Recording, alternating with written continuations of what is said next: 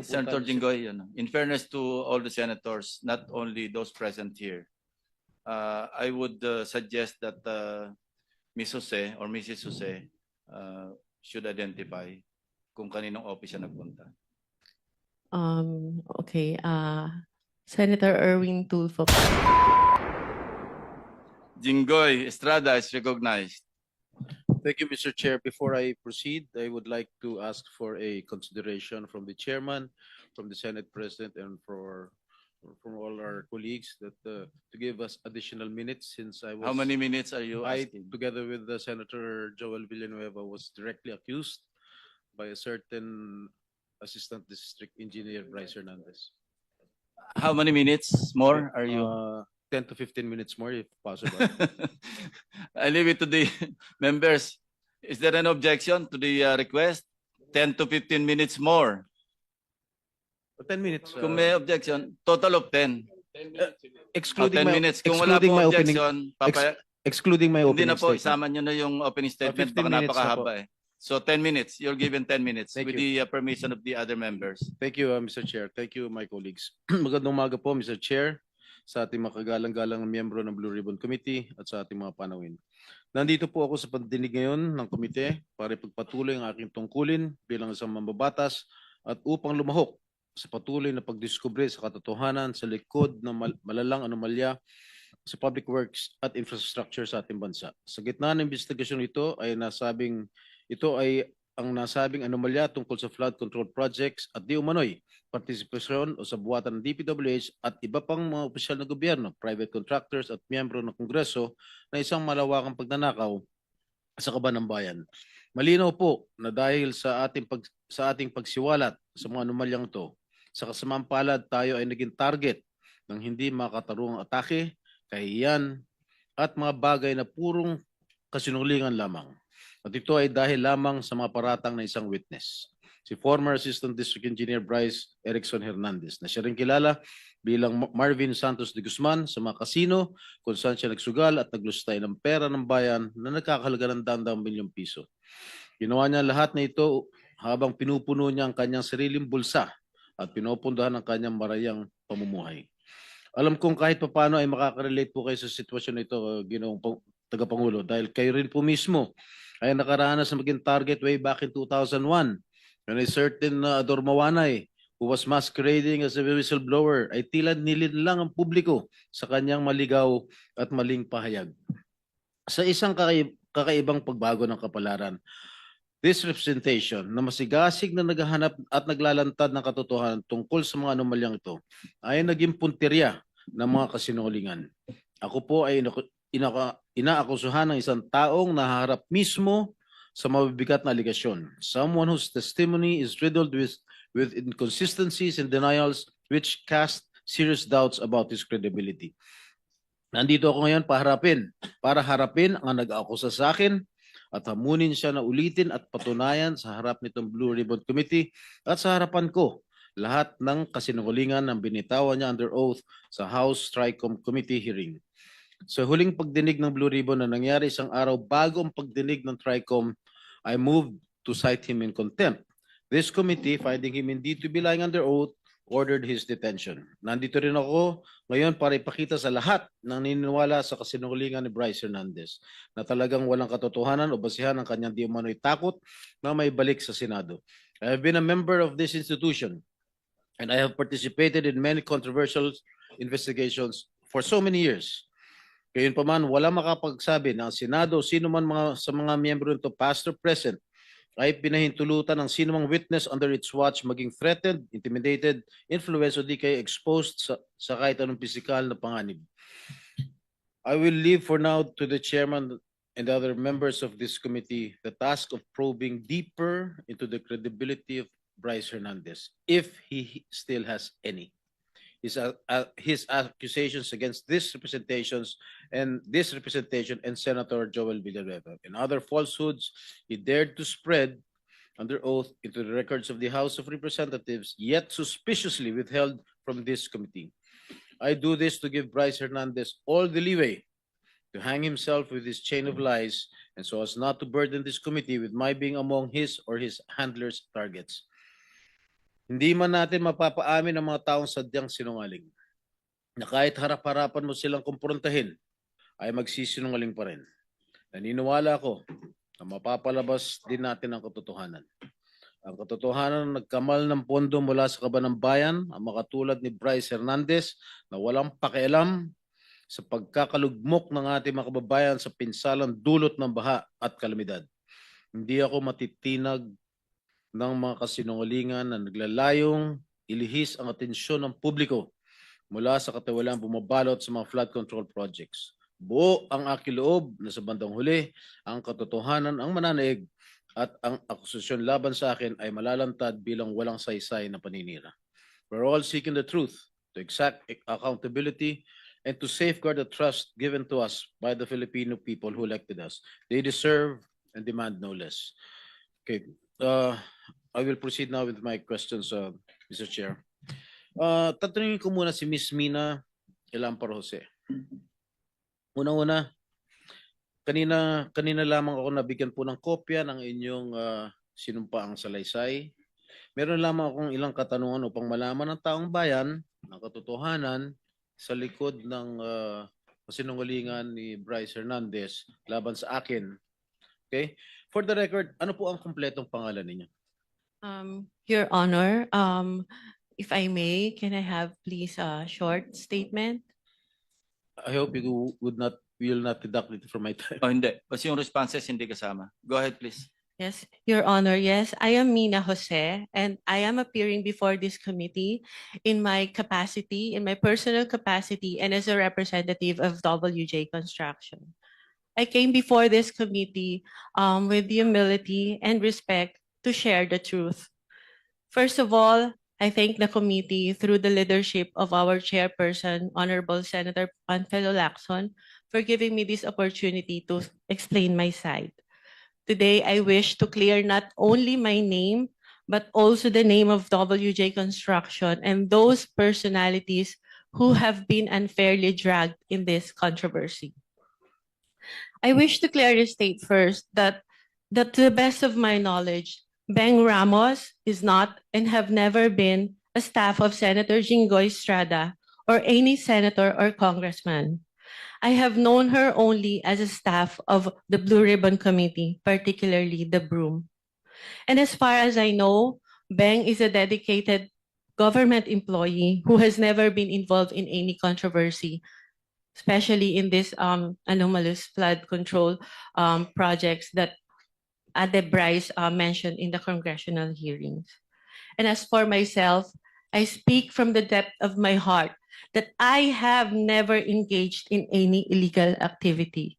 I have never given nor received any money from any public official or government employee, including this Mr. Bryce Hernandez. Thus, I strongly deny his accusations, the baseless and malicious accusations he threw against me and WJ Construction during the congressional hearing. WJ Construction, which my partner and I have devoted decades of honest work to build, has always stood on the strength of its good reputation. We have completed numerous private and government projects, no ghost projects, no substandards. Our clients can attest to the quality of the work and the integrity with which we conduct ourselves. Everything I know and all that I can share in this hearing, to the best of my knowledge, have been fully narrated in the affidavit that I have submitted to the committee. I am here today to affirm those truths, to defend my integrity, and to stand firm for the good name of WJ Construction, which represents not only my family's livelihood, but the honest labor of the many people who have worked for us. I'm sorry, Your Honor, so emotional. Thank you so much. Thank you, Ms. Mina. Itong affidavit dated September 17, ito ba'y malaya mong ginawa at walang nagpwersa o nananakot sa'yo para gawin ito? Wala po, Your Honor. Actually, I made the narrative myself and just asked my lawyer to please prepare it in a legal format. Okay. Kayo ba nangongontrata sa DPWH? Yes, Your Honor. Alright. Ang WJ Construction ay negosyo nyo. Tama po ba? Yes po. Kailan kayo nagsimula magnegosyo? Okay, Pumasok sa construction business. WJ Construction started po as sole proprietor when my husband was still single in 1998. And tuloy-tuloy lang po yung kanyang paggawa ng projects in both private and government projects. And in 2021 po, it transitioned into a one-person corporation.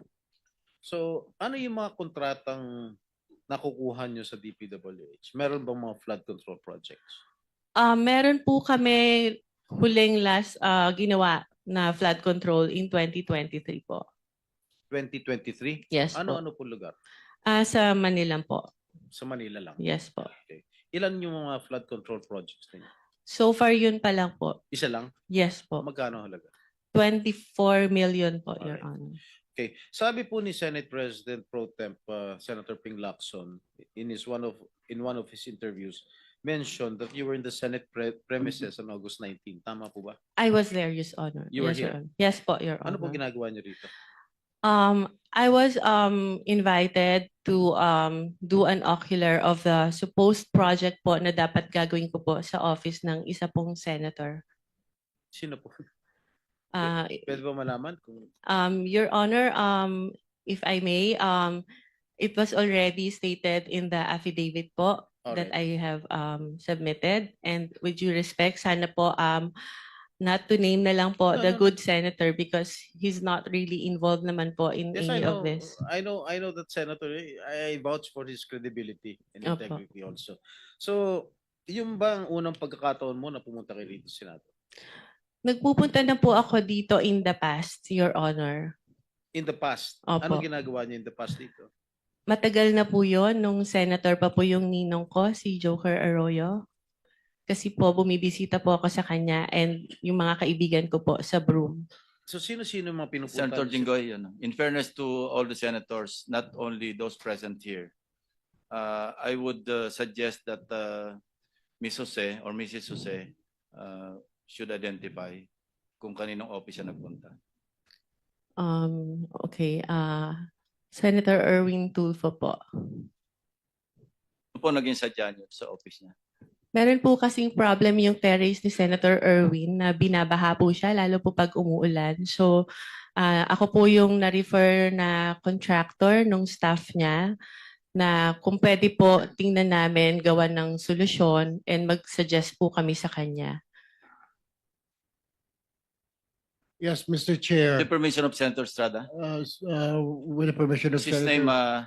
has been mentioned. I think we owe it to him. No? Mr. Chair, the only time that I learned of the Double J construction was through a staff of mine na recommended me this group to fix my veranda on the 5th floor, Mr. Chair.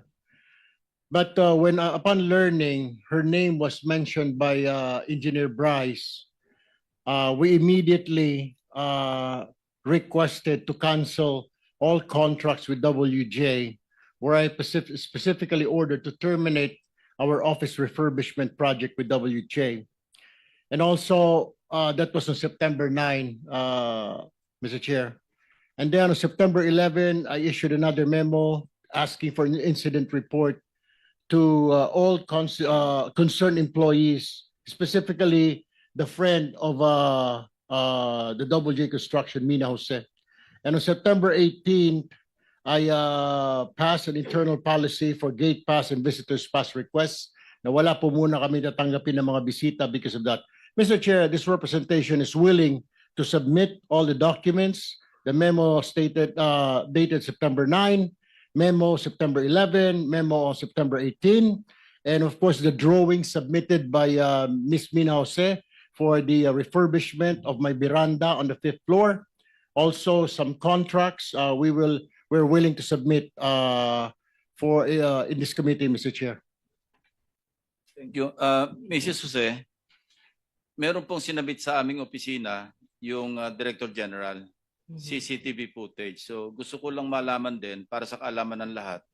Bukod sa opisina ni Senator Erwin Tulfo, saan po pa kayo nagpunta? Meron pa po akong pinuntahang office. At sabi ko nga po, may mga kaibigan po ako sa Broome na tinext ko na papunta ako ng Senate and I want to see them.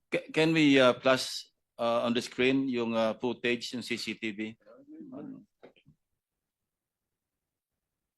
Linawin mo yung broom. Ano yung broom?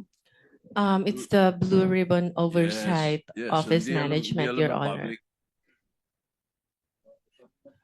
Masusundan na lang natin ito, no? Ano, sa third floor na ba ito? Doon muna sa ground floor. August 19. Yeah. August 19, correct. Sige po, habang tinitingnan nyo, kayo na yung magkakwento kung ano yung flow ng events nung kayo dumalaw dito. Anong Okay, oras? so from saan the kayo lobby po, nagsabi po ako na I have a permit to enter the Senate, and then tinanong po yung pangalan ko, hinanap po nila sa computer, and then nung na-confirm po nila, sabi nila, umakyat ka na sa second floor, doon ka mag-register. So pag akyat po, nakikita nyo po, meron pong separate na bag and body scanner where yung mga guest po dapat mag-pass through muna doon. After po noon, pupunta po sa logbook area, ilalag nyo po yung pangalan nyo, yung phone number nyo, taga saan kayo, and kung saang office kayo pupunta.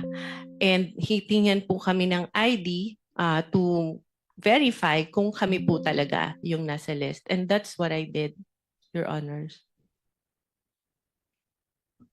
Ito po, yan na yung pumunta kayo sa Broome, di ba? Yes Sige, po. sige, tuloy nyo lang. Yeah, so dahil nga po nakita ko na yung elevator is cramped and dalawa lang po yung para sa mga senators, isa lang po yung sa guests, and natatakot ako na pumasok sa cramped elevator because I don't have my mask, I took the stairs po. And dumaan po ako kay Beng, inuna ko po muna siya dahil sa totoo lang po, nakiusap po ako sa kanyang mag-prepare or mag-print ng sample proposal na i-attempt ko po sanang i-present kay Senator Erwin. So dumaan po ako doon briefly, nagpicture pa nga po kami, and I texted my other friend sa Broome who was at that time in the session hall to tell her na, hey, nandito na ako. So after po noon, umakyat na ako dahil magagalit na po sa akin yung staff ni Senator, bakit daw po ang tagal ko. Sandali lang daw po si Senator para explain sa akin kung anong gusto niyang gawin. So umakyat na po ako sa office ni Senator Erwin Tulfo. Mr. Chair, may I also add that we'll be submitting a screenshot of the text message between my staff and Miss Mina Jose. Where was she during that time? Dahil doon po sa text message, sinabi niya dumaan pa sa Broome. At meron din po akong letter sa staff ko asking her bakit dumaan sa Broome. Parang ginamit po yung aming opisina na makapasyal siya sa Broome, wala naman po sa agenda. Hindi rin po niya minensyon na may kilala po siya dito sa Senate, dyan sa Broome, sa Blue Ribbon. So, in other words, Mr. Chair, parang nagamit po yung opisina ko para dumaan po siya sa Broome kung ano man yung kanyang business doon, Mr. Chair. My apologies, Your Honor, if that appeared that way. It was just my intention to see my friend, especially when I heard that Beng is suffering from cancer and I haven't seen her in a long time. So I thought it was an opportunity for me to also visit her. Mr. Chair, the question is, you should have told us na may kaibigan ka under investigation. My staff even asked me, Mr. Chair, if you would remember and you lied. Sinabi namin, baka ikaw sabit ka dito sa flood control. Wala po kami, hindi po kami sabit dyan. Ang mga project ko 30 million. Do you remember that? You were asked, Ms. Jose. Yes, Your Honor, because I am of honest belief na wala po talaga kami. You were not, bakit nababanggit ang pangalan mo dito ngayon? Meron ka palang kinalaman dyan sa mga proyekto sa Bulacan na yan. Why didn't you tell us straight up? Had you told us na meron kang sabit sa mga project sa Bulacan, we wouldn't have let you step in the Senate, Ms. Jose. Your Honor, prior to the text message that was shared by Bryce, nagulat po talaga ako dahil wala po kaming pinasukang project. We never joined any bidding. We never Mr. submitted Chair, any documents. hindi nga po Mr. Chair, sinasabi parang lumalabas na isa ka sa conduit isa ka sa mga sabit na nagdala ng pera, something to that effect, hindi ko naman sinasabi na kasama ka sa proyekto, pero sabit ka sa problema sa flood control. You should have told us. You should have informed my staff na pumunta ka rito na dadaan po muna ako. How hard is that to say? Pakisabi kay Senator, dadaanan ko muna yung kaibigan ko sa Broome na may sakit na cancer. Why didn't you do that, Ms. Jose, Mr. Chair? Your Honor, I don't think Senator Erwin is privy to the conversation with the staff Yes, to yeah, whom I have mentioned before. Senator this- Erwin, please, no. I think si Bryce was the one who made that assertion, Yes, Your Honor. implying that WJ/Beng Ramos ay magdadala ng obligation. Can you clarify that? Ano yung obligation na sinasabi mo? Yun po yung yung sa proponent po nung project na ibinigay po ni Boss Henry sa kanya. At yung regarding naman po dun sa pagdadala ng obligasyon, meron po akong follow up na magpapatunay na What exactly did you mean when you said nung ka sa house, yung obligasyon? Ano yung obligation na yon? Pera? pera po. Para kanino? Lagay? Ano yung context ng obligation? Pera po siya para sa proponent. Ano yung sabihin? Lagay para sa proponent? Yung advance po. Opo. Advance yung, para yung sa parang proponent? bayad po para dahil nakuha niya yung project na yun. Mrs. Jose? Your Honor, I don't know what he was talking about because the context of that message is about giving him documents for a supposed po dahil hindi natuloy na joint venture. If I may, Your Honor, in my Wait affidavit, for a while, ano? And pag sinabi mong proponent, you were directly linking Senator Jinggoy, hindi ba? As the proponent. Ay, hindi Kasi po. minention mo yung Beng Ramos na sinabi mo, stop siya ni Senator Jinggoy. So Yes. that was the implication. Pag sinabi mong magpapadala o ipapadala yung obligation sa WJ, Beng Ramos, and then nung tinanong ka, sino si Beng Ramos, stop ni Senator Jinggoy, hindi ba? Yes po. So yun ang ini-imply mo na yung obligation na sinasabi mong para sa proponent para kay Senator Jinggoy. Hindi po, Your Honor. O ano yun? Sino yung proponent ngayon? Ibang project po yung hindi po galing kay pinagdugtong mo Senator kasi Jinggoy. Anyway, sige, please continue, Mrs. Jose. if you remember po dun sa shinare niya na text message, nagpakilala lang po ako na Mina, WJ Construction, Beng Ramos, for him to know na nakuha ko po yung number niya kay Beng Ramos.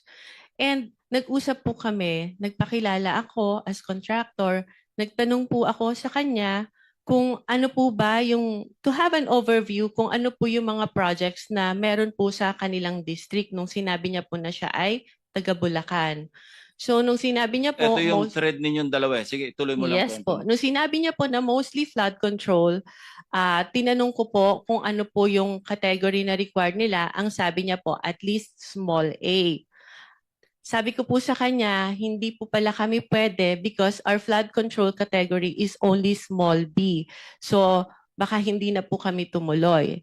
And he suggested po na pwede pa rin naman through a joint venture agreement, which is naman po normal na kalakaran sa construction sa DPWH na if you want to participate in a project na hindi ka qualify, you can do a joint venture with a license na qualified po doon. So our agreement was that, but sa kanya po, bibigyan kita, ipapakilala kita dun sa contractor na qualified, but all the expenses, sabi niya, for the processing of the joint license agreement will be for your account. So ako naman po nag-agree, no? And yun po yung conversation namin. Nasabi ko, sige, ipapadeliver ko dyan yung mga document through my staff.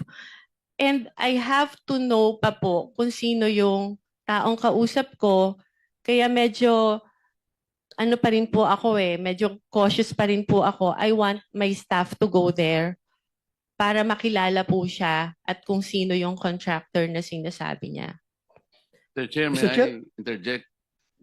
Mr. Chair, Yes, Senator with the Marcoleta. permission of Senator Bryce, nung nag-testify ka sa House, matibay yung salita mo na si Miss Ano pangalan? Mina po. Mina ay magdadala ng pera sa proponent. At ang binanggit mo sa House, si Senator Jinggoy. Di ba? Sa House. Your Honor, nakalink lang po na ang pakilala kay ano po, kay Ma'am Mina and Ma'am Beng is staff po ni Sen Jinggoy. Pero hindi po specifically sinabi ko na yung proponent is para po kay Senator Jinggoy. Ayun, malinaw ngayon, ina-attribute mo lang bale kay Senator Jinggoy dahil stop niya si Beng. Tama? Hindi po. Ibang projects po yung sinasabi ko na nakatag po kay Senator Jinggoy. Hindi po yung specifically noong 2022. O iba na Na- naman ang sinasabi mo. Ito munang isa-isa lang. Nag-iiba ka na naman ng ng salita.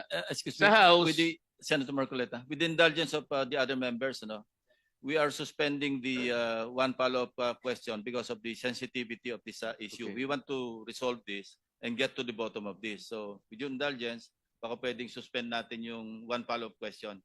Mag-freewheeling muna tayo. Sandali. No? Thank you. Thank you, Mr. Chair. So, pero malinaw, merong magdadala, sinabi mo.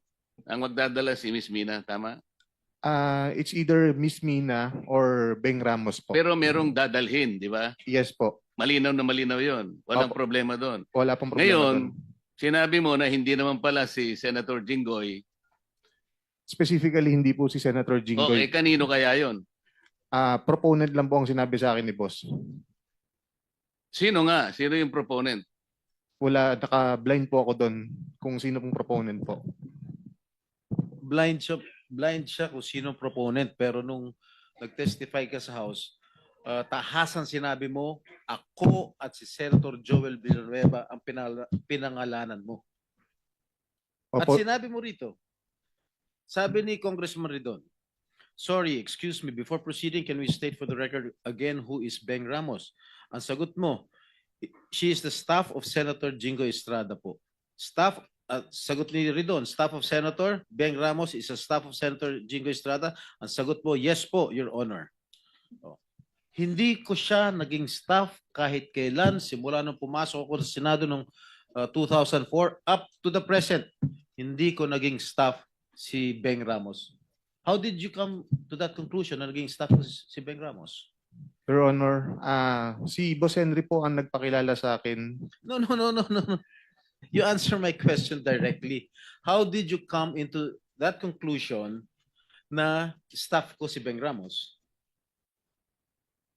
Si Boss Henry po ang nagsabi sa akin na staff niyo daw po si Beng Ramos. Paano malalaman ni Alcantara yan? Mr. Alcantara, can you confirm his statement? Respectful din na, Your Honor. Hindi ko nga po kilala itong ang pangalan to, Mina. At yung Beng Ramos po, alam ko po, nung nagtatanong nga po ako, sila po magkakilala niya, taga Santa Maria po yan eh. Hindi ko naman po personally kilala po yan eh. So, Every time na lang po, sa akin lagi yung turo niya. magkababayan kayo ni Beng Ramos? Ngayon ko lang din po nalaman, Your Honor. Alright. Meron ka pa sinabi, this was the, sa House this was the time na meron pang project na binigay si Boss Henry Alcantara kay Miss Beng Ramos through Miss Mina of WJ Construction. So, yun po yung ginamit na license or contractor at nandyan po yung pag-uusap kung kailan pa po magdi-deliver ng obligasyon dahil kailangan po ni Boss Henry. Okay? Oh. Ano ibig sabihin niya? Ito po yung binigay nga po na project ni boss kay Ma'am na contractor, kay Ma'am Mina, slash Ma'am Beng Ramos. I thought, kilala mo ba Mr. Alcantara si Mina? Ang never met po, ngayon ko lang po siya nakita. And I swear, alam po ni Ma'am Minang, hindi po kami Miss Mina, nagkikita. kilala mo si Engineer? Hindi po, Your Honor. Anyway. Kahit po si Sir Bryce Teka, sa phone. Yeah, phone sino ko lang po. nagpakilala sa iyo kay Bryce? Binigay lang po sa akin ni Beng Ramos yung number niya. So over the phone lang po kami nag-usap. Okay, so kinontak mo na siya on the Opo. basis of the Opo. Thank you. Okay, just to pursue further, no? Miss Mina, ni minsan, hindi ka nagpunta sa tanggapan ko, sa opisina ko. Tama po ba? Hindi po. Never tayo nag-usap at ngayon lang tayo nagkakilala. Tama po ba? Ngayon lang po. Ipinatawag ka sa hearing na ito dahil nabanggit ang pangalan mo at yung WJ Construction sa testimony ni Bryce Hernandez sa Kongreso noong September 9. Tama po ba? Yes po, Your Honor. Okay. ito pong text message na inilantad ni Bryce Hernandez doon sa House hearing. Okay? Natatanda mo ba itong text message na ito? Yes po, because I still have that in my Ikaw phone. ba nagpadala nito? Ako po. Ikaw? Ako po. Bakit Beng Ramos ang nakalagay doon? Pinanood ko nga po yung hearing ng congressional and it appeared po na to Bryce, ang ka-text niya po ay si Beng Ramos. So, bakit Beng Ramos ang nakalagay rito? Kasi po ang pakilala ni boss sa akin is Beng Ramos is staff niyo po, hindi naman po si Ma'am Mina. Si Beng Kaya- Ramos ang staff ko? Opo, yun po ang sabi niya sa akin. Sabi nino? Ni Boss Henry ko po. Paano niya malalaman? Hindi naman kami nag-uusap niya. Paano niya malalaman staff ko si Beng Ramos? How will he know? Hindi ko rin po alam. Yun lang po ang sinabi sa akin ni Boss Henry. Kaya po Alam mo, nagkaroon po kami ng connect ni Alam mo, Ma'am Beng Ramos tsaka si alam mo, Ma'am Mr. Mina. Bryce, masyado ka na nagsisinungaling eh. Anyway, so, ang pagkakaalam mo, sino nag-text sa'yo nito? Si Miss Mina o si Beng? Ayan po. Nakalagay po pala yung akala ko po, si Ma'am Beng Ramos. Pero si pala, Ma'am Mina ng WJ Construction po. Okay. Ito, nangyari to December 10, 2022. Just for the record. Tama po ba? Opo, Your Honor. Sabado itong, Sabado to, December 10, 2022. Kaupo lang namin mga bagong senador nun. Okay? Senator So- Jinggoy, Yes. with the, Yes, please. Mr. Chair, Go ahead, please. interjection lang, Senator Jinggoy, kung baka pwedeng to give clarity, saan yung Beng Ramos na yan? Paupuin natin dito. Mr. Chair. Yes. I have conferred already, if I may, I have conferred with the chairman of the Senate Blue Ribbon due to humanitarian reasons because she is suffering from stage 4 cancer. So, kawawa naman. We decided against inviting her because she's undergoing chemotherapy. Well noted, Mr. Chair. Thank you. Sorry, I don't know about that information. Thank you. But sana, para maklaro ito. But thank you, Mr. Chair. Okay. Yeah.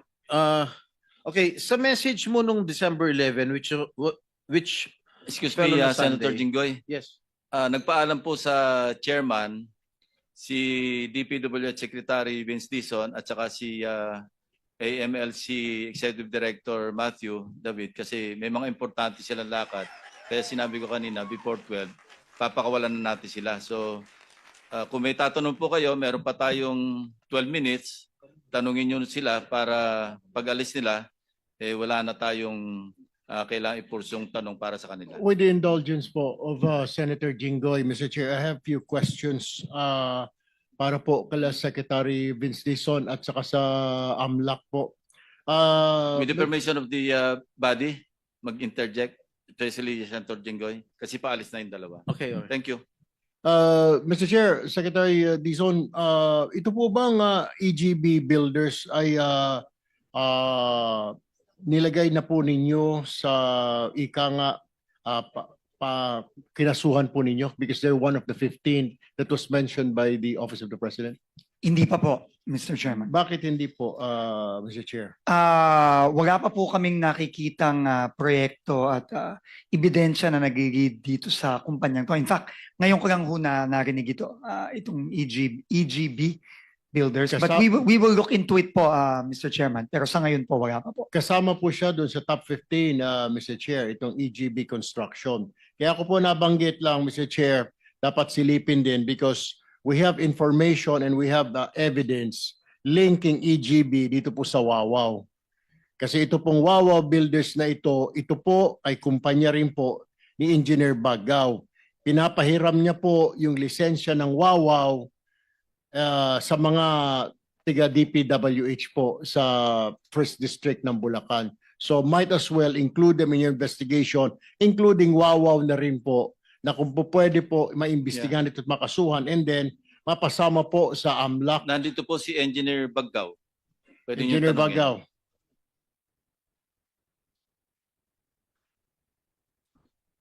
Your Honor, if I may, allowed to manifest. Go ahead.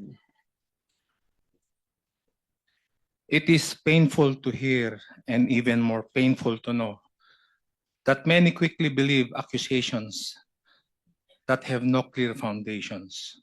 For the record po, hindi po ako ang may-ari ng Wawaw Builders at wala po ako kahit anong koneksyon kay Mr. Mark Arevalo at sa kanyang business. Mahigit po 3 dekada or 35 years na po ang EGP Construction Corporation sa industriya ng construction. I have built this company through my own effort and endured many hardships just to keep my company standing. Hindi po naging madali ang daan. Mr. Chair, hindi ko kayo binigyan ng pagkakataon para magtalumpati. Ang tanong ko lamang kung kayo ba ay may-ari ng Wawaw kasi meron po kaming ebidensya. And make sure yung sinasabi mo na yung kumpanya mo malinis at walang sabit, siguraduhin mo sa susunod na pagdinig dahil pag napatunayan po namin na sa iyo po yung Wawaw na yan, baka ikaw po ay maisama din po sa makokontem po na komite na ito. Do you own Wawaw Builders? With all due respect to the Honorable Committee, I firmly deny this allegation. Wala po akong ownership or kahit anong affiliation sa Wawaw. All right, my next question, last question for you. Ikaw po ba ay miyembro ng PICAB, yung nagbibigay po ng lisensya sa mga contractor? Are you a member of PICAB or board member of PICAB? Sa ngayon po, resigned na po ako. No, before. Before, yes, sir. How Yes, many Your years you've been a member of PICAB? I was appointed by then President Duterte and then I was reappointed by President Bongbong. Ilang taon po kayong sa PICAB?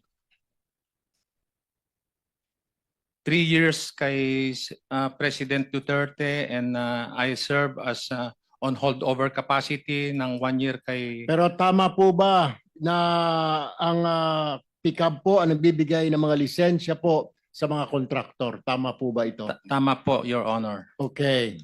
Teka, Senator Erwin, ang inalaw ko lang, tanong doon sa dalawang aalis. Opo. So baka I'm pwede sa sorry, I'm second sorry, round mo Mr. na lang Chair. siya Kaya nga po, bubugin. yeah, what I'm saying is kanina nga po, baka pwede pong request po natin sa DPWH na tignan po ito, isama na rin po kasi nasa top 15 po itong Bagaw Builders at meron din po silang poor unsatisfactory report mula po sa GPBB, mula po sa SIAP. So kailangan din po siguro mapasama sa kasuhan ito, kasama po yung Wawaw, and then doon po sa Anti-Money Laundering Council, baka pwede na rin po i-freeze sa mga assets nito, Mr. Chair.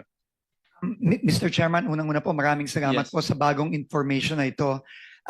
Kung mamarapati niyo po, hihingiin ko po yung mga information sa opisina ni Senator Erwin Tulfo at makakaasa po kayo na once we receive this, uumpisahan na rin po namin ang investigasyon dito.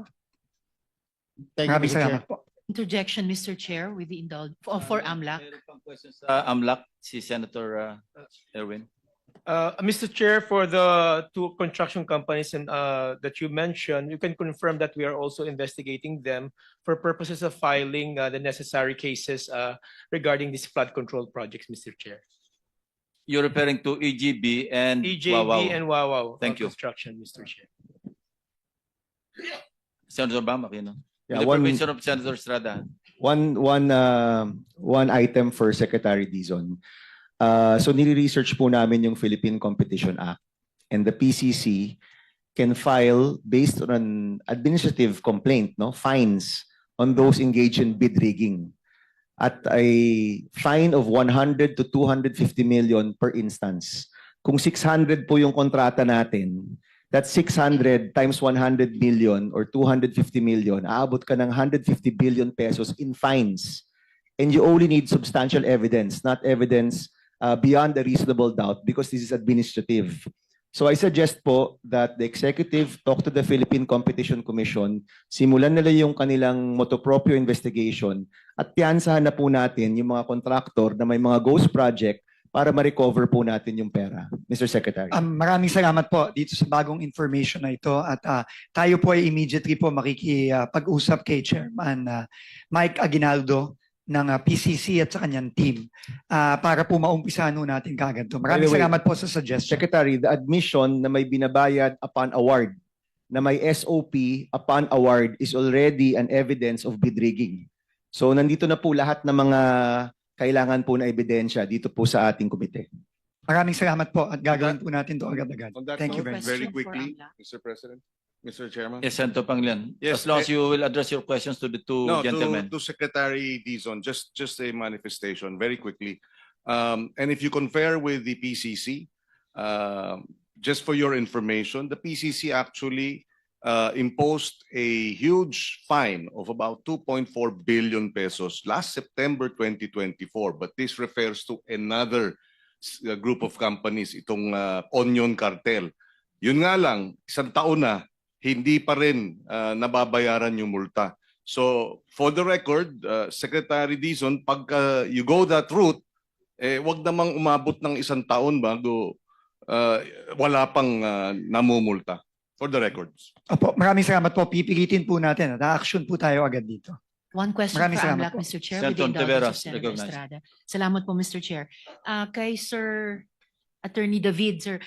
Well, nagpapasalamat po ako sa mabilis yung action dun sa request ng bagong DPWH Secretary na i-freeze yung accounts ng mga involved dito. Ang tanong ko po ay, may reports na po ba kayong nakuha dati na pwedeng may kinalaman sa suhulan? Kasi imposible naman pong di yan i-withdraw ng contractors o i-deposit ng mga nilagyan. No? So meron na po bang reports at pwede nyo po bang i-submit yung mga reports na yon sa komite? Mr. Chair, we confirm that we have already received several reports from the banks and financial institutions and other covered persons regarding transactions that probably are involved in corruption activities, Mr. Chair. And this became one of the basis for the filing of we can confirm that we filed a petition for freeze order with Court of Appeals, and the Court of Appeals issued that freeze order recently. And we submit also, Mr. Chair, that we will make the appropriate submission to the office of the Senator Ontiveros regarding this matter, Mr. Chair. To the whole committee, sir, please, through the chair. Yes, Mr. Chair. Thank you Salamat, very much. Mr. Chair.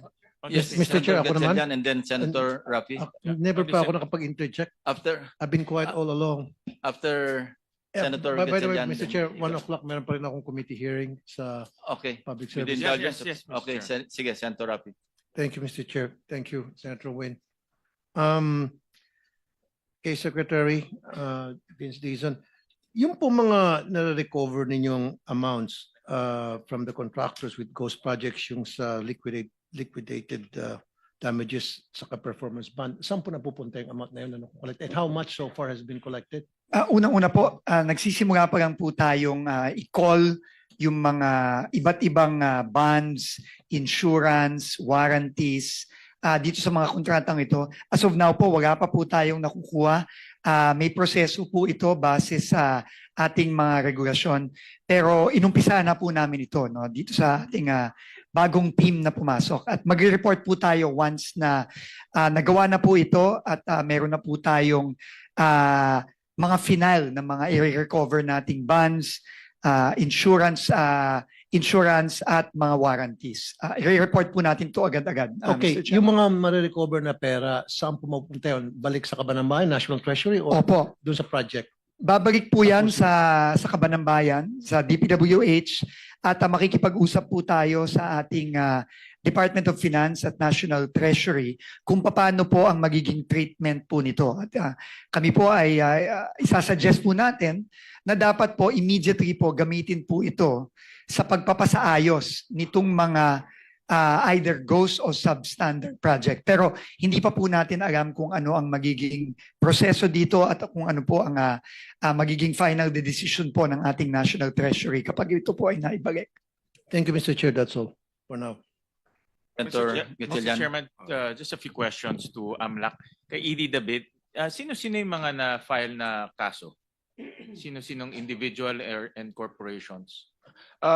Mr. Chair, I cannot indicate po individually, but I can state that this involves contractors and all the other public officials from the DPWH. How come you cannot state it for the record? Mr. Chair, this is still pending with the Court of Appeals, and under the rules on civil forfeiture po and freeze orders, we cannot disclose in detail po the contents of the freeze order. But can you specify the amounts of those individuals?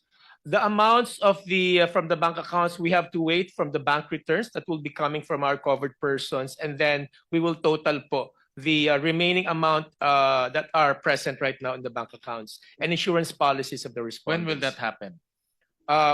Right now there are a few banks who already submitted the returns, but we will have to complete the update po from the bank. Next week, can we get that data next week?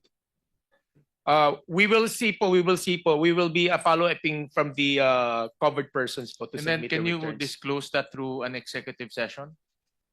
Yes, Mr. Chair, we will request for an executive So, session for Mr. that. Chair, I propose that, and we've done this with Senator Risa during the Alice Guo investigation, that once the data comes in and na-compile na lahat, we would request for an executive session so that we will know precisely the transactions of those individuals involved in this corrupt scheme. Thank you, Noted, Mr. Chair. Senator Sherwin. So, Chairman, any more Chairman. questions? Chairman, pahabol na lang isa kay Secretary bago siya. Go ahead, please. Secretary, kabisado niyo po ba itong Department Order 132? Pasensya na po, no?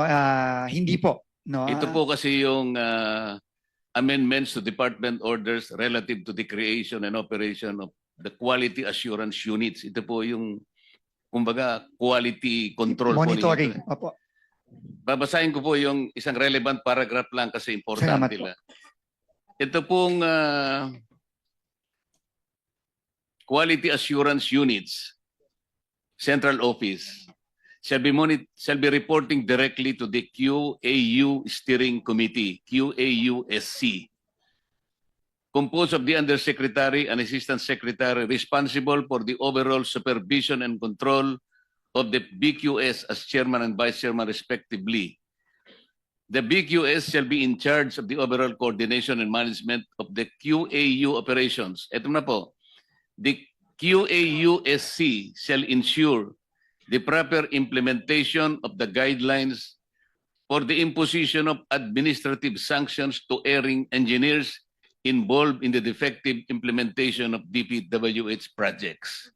Siguro po dito kayo magumpisa dahil po ang pinag-uusapan natin, yung bulok na sistema, hindi ginaganap po yung quality control na talagang dapat sanang sundin. Sana wala po tayong iniimbestigang mga proyektong puro kabalbalan ngayong umaga. Salamat po, Mr. Chair. Thank you. We I'd agree like po. to, yes, please. please We respond. agree po with the observations po of the good senator po. At yan po talaga isa sa mga kailangan nating gawin is yung pagsisigurado na yung monitoring at quality assurance ng mga proyekto na klarong-klaro dito sa mga nakita nating mga project na ito ay hindi ginawa ng tama. So kailangan po talaga ma-implement po ng tama yung monitoring at quality assurance.